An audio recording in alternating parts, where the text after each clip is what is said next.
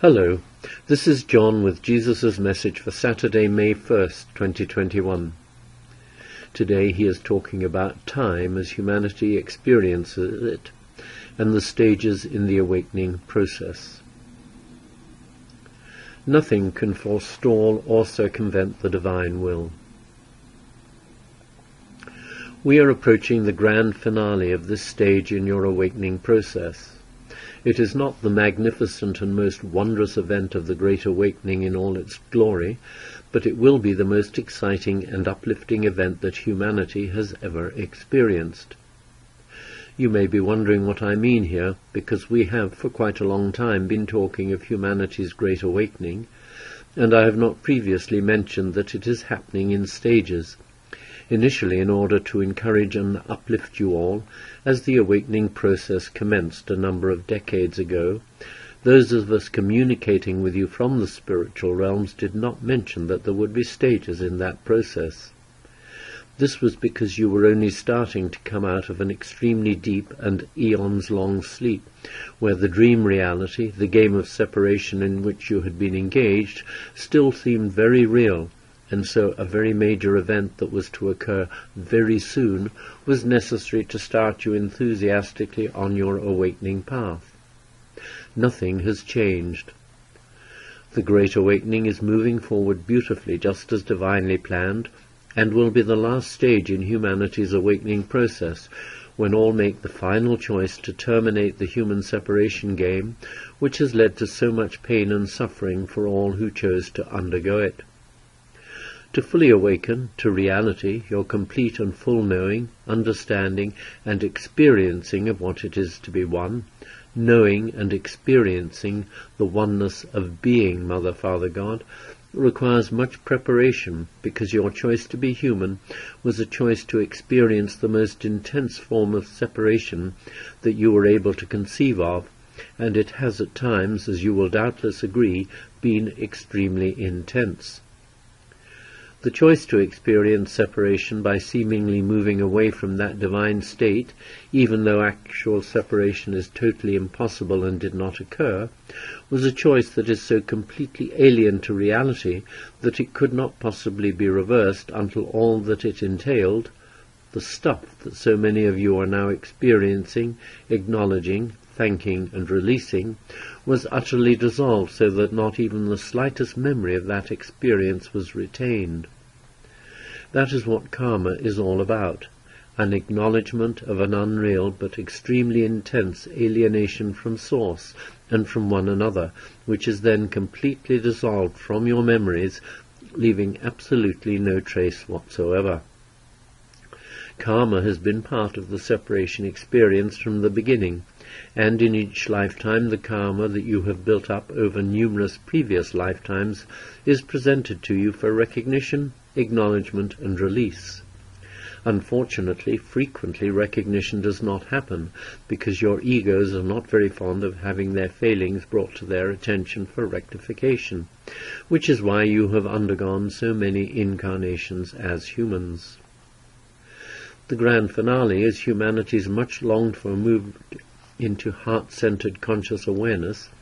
and out of the mindless state that your egos have been dreaming for you in an unreal environment of form and matter that has lasted for eons. The joy of realizing that it was only a dream and unreal will be far greater than anything, while cloaked in this dream state, that you might have imagined possible when you perhaps attempted to conceive what it might be like to be in heaven, in the presence of God and all the heavenly hosts. Heart-centered consciousness is the state in which, as humans, you feel only love for all life, knowing that you are one with all life, and in which you love and accept yourselves in your human forms without any reservations whatever,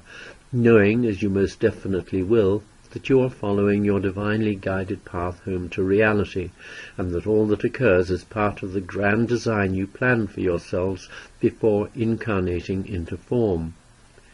Knowing this, and also knowing that you are constantly being sustained and assisted by your support team in the spiritual realms, with whom you can communicate clearly and easily at all times, dissolves all the fears and anxieties that being in form had previously involved. The grand finale is very close. Time is unreal, but seems extremely real to you as you live life in your human forms, even though you have all experienced it as moving sometimes at great speed, and at other times as though it was not moving at all. This, if you chose to be aware, would indicate to you very clearly that time is what you make it,